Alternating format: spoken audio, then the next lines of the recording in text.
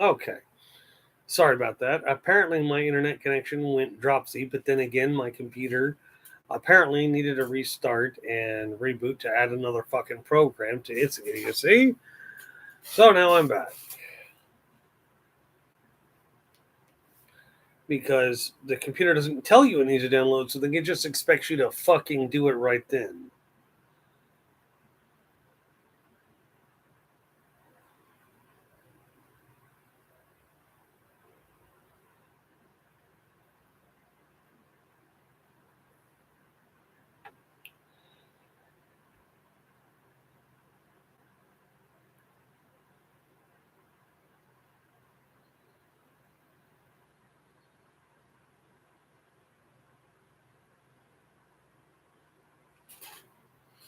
Okay, now that I've got apparently something done up properly, yeah, we were talking about SNAP benefits and how Trump wants to do whatever the fuck Trump wants to do. Period. There is no middle ground. It's what Trump wants, or Trump throws a hissy fit. I personally think we need to double down and give him the biggest fucking hissy fit ever. But also, Republicans are trying to blame Democrats for the shutdown, and Democrats are rightfully blaming the Republicans because Democrats are trying to fix something, and Republicans are doing this crap of, well, no, no, no, let's open it, let's open the government back up before we talk. And the Democrats are like, no, stop kicking the can down the road, fix the shit now. And Republicans are like, well, people are just suffering needlessly for it. No, you keep kicking the can down the road, fuck off. Just like Republicans are now starting to talk about getting rid of the filibuster, even though, unless I'm mistaken, um, Republicans use the filibuster more than Democrats do at this time. Yes, there are exceptions. There are people who've given really insanely long speeches, but when Republicans use the filibuster to block a tiny bit of legislation because their special interests who pay their bills don't like it, don't like a piece of legislation, get a filibuster going now, or you don't get your $100,000 or $100 million thing there. Hello, Rainbow Threads and Donna. Yeah, sorry, connection issue. I just decided to restart the computer, and hopefully that fixes the fucking problem. But sometimes these computers just don't give you any warning. It's like, yep, you're starting all over again. Luckily on this computer, because I keep it empty, nice, neat, and hello, True Crime Unleashed. Finally woke up from his goddamn nap when I called him up and told him to wake the hell up. People don't participate if they're asleep. But yeah, with all that having said, I would like to briefly go over the brief saga of the Brenda. And this is going to sound loony and quacky and all that kind of shit, but I was on Facebook dating and I matched up with this lady, 2 years older than me. We hit it off, we start talking, like each other, didn't start talking, and then we're talking about all sorts of stuff. And she's asking for my advice. She's interested in the lifestyle and everything. She wants to know more, which, okay, fine, we'll go through and do that. She says she wants to get together and bump fuzzies, all this other stuff. Okay, great, until it happens. Big deal.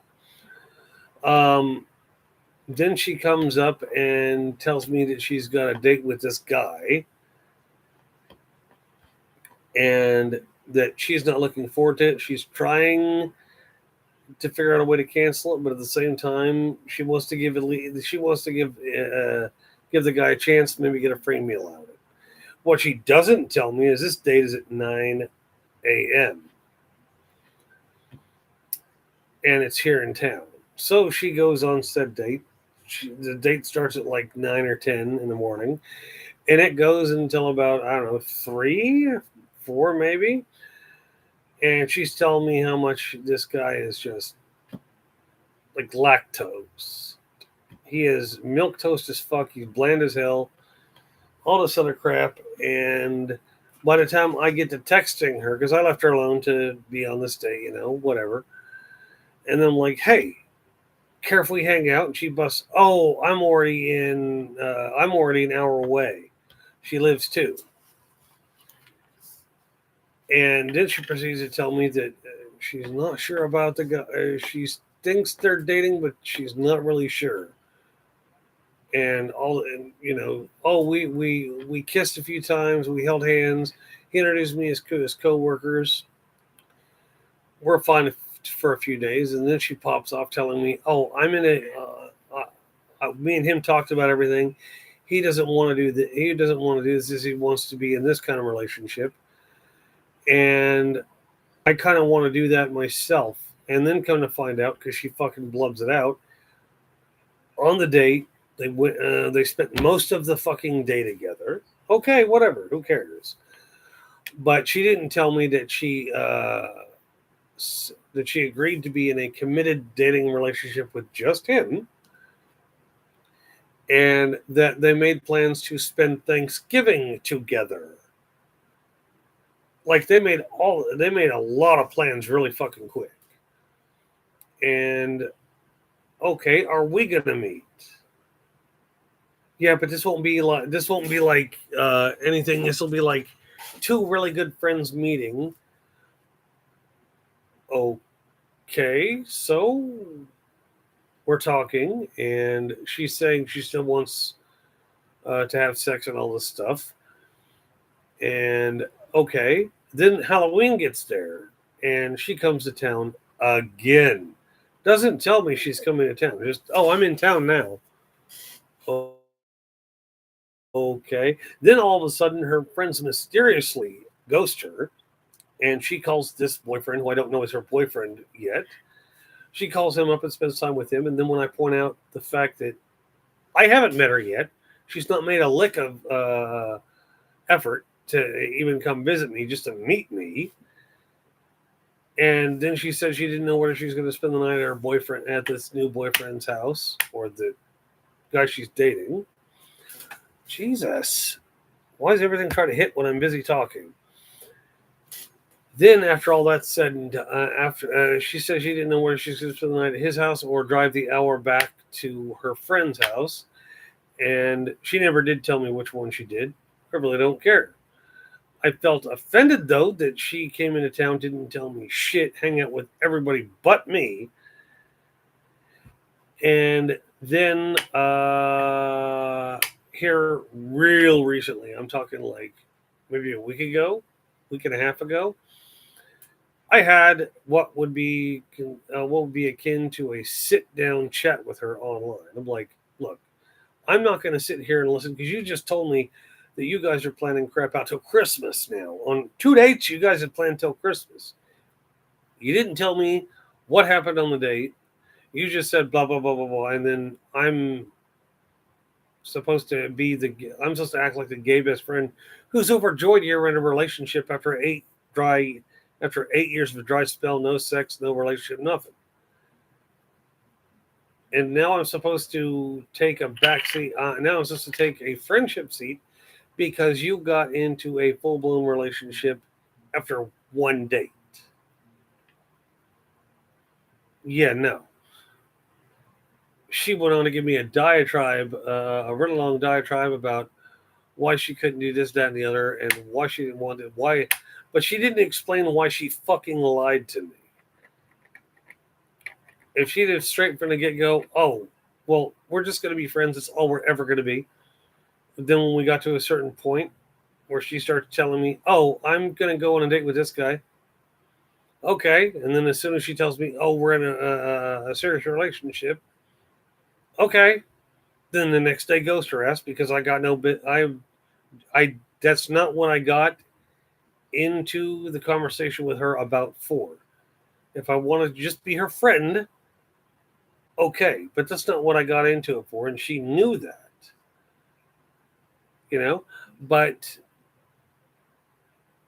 so when she was saying she's about to ghost me, I wrote, well, okay, it'd be nice if you didn't lie to me from the get go, because it's you guys, you and this new boyfriend made settled everything on that first date.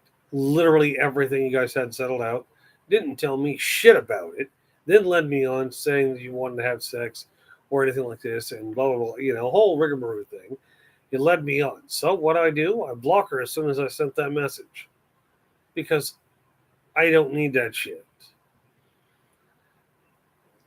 And it really is fantastical how much she led me on. And then she, well, I feel like a bad person. Well, you are a shitty person. You claim to want to have a great first time at having sex after your husband killed himself, even though your husband had been retired for 5 years, 8 years ago when he shot himself, and you were still in your 30s. Because she said she got met him when she was 21. Yeah, I don't know about any of you guys, but I ain't buying that bullshit. Because yeah, the numbers don't add up. But either way, she said she wanted to have this great sexual awakening her first time, and then she gets with this guy who she don't even like. And so yeah, I blocked her, and now she's taking me off all her social media off all social media. Yay! So now I'm back doing what I do, making podcasts, trying to think of trigger words and stuff. I've been thinking about making a lot more shorts, short reels, videos, stuff like that for YouTube and Facebook because why the fuck not? I've got to go and put videos up on YouTube, Blue Sky, Instagram, and I'm still trying to find a decent replacement for Substack because Substack isn't being that great a deal to me. Substack is sending me notifications. Nobody's watching my shit at all, so fuck it. Why am I there? I mean, I spent a long time getting a following on YouTube. I don't want to spend the next 7 years getting up to 50 fucking people on Substack when Substack is literally more of a pay to play kind of thing. You have to subscribe to a bunch of people to get their cool content that they come out with. And I have never done this for money. This is all because I enjoy informing you guys, letting you learn, that kind of crap.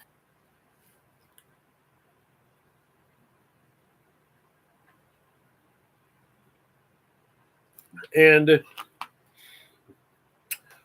I come to find out that there are several content creators that started out at around the same time I did, who are now who were getting paid. They sold out. Now they're bitching about control of their social media videos and their podcasts, and they no longer have full control over it. And they go with ups and downs of their viewership. Some days it will dip down to fucking insane levels. I take it that's supposed to be a wave, Rainbow.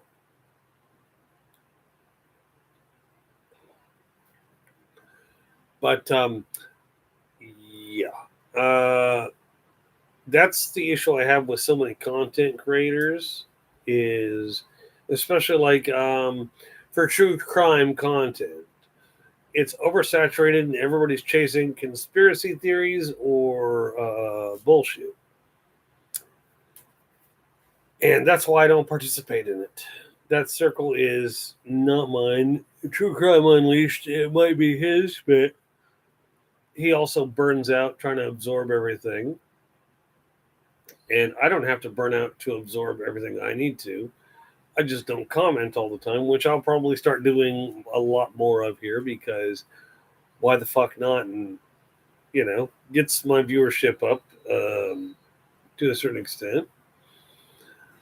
But yeah, there's quite a few content creators who have told me that they're now losing money instead of getting money because they went with sponsors, and you got to bow down to your sponsors. I don't have sponsors. I don't got to worry about that shit. I mean, yeah, my show is so low key that nobody watches it, but at least I'm educational. And having said that, today I'm going to have to cut this live shorter than I wanted to, but I feel I've gotten enough off my chest. I don't need to. And if I need to say anything else, I can always make little clips and throw them up on YouTube, everywhere else. All right. So you guys have fun. And this is the Skeptical Scotsman. Stay thirsty, my friends.